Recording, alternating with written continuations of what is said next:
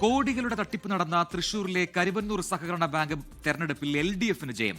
13-അംഗ ഭരണസമിതിയിലെ മുഴുവൻ സീറ്റും LDF നിലനിർത്തി. 10 വർഷത്തിന് ശേഷമാണ് ബാങ്കിൽ തെരഞ്ഞെടുപ്പ് നടന്നത്.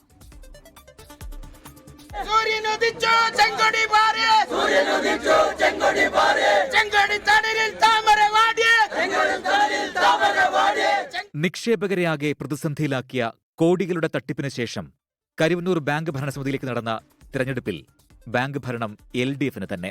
11 സീറ്റുകളിലേക്ക് നടന്ന തെരഞ്ഞെടുപ്പിൽ ആധികാരിക ജയമാണ് LDF നേടിയത്. നേരത്തെ 2 സീറ്റുകളിൽ എതിരില്ലാതെ LDF സ്ഥാനാർത്ഥികൾ ജയിച്ചിരുന്നു.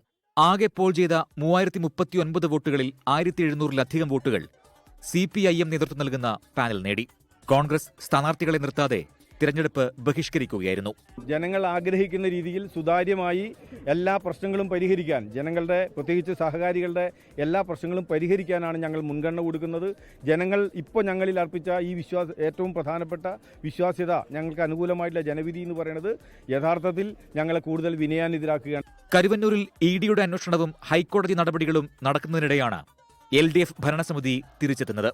നിയമസഭാ തെരഞ്ഞെടുപ്പെടുത്തിരിക്കെ കരുവന്നൂർ ബാങ്കിൽ വിജയിക്കാനായത് ഇടതുപക്ഷത്തിന് ആശ്വാസമാണ്.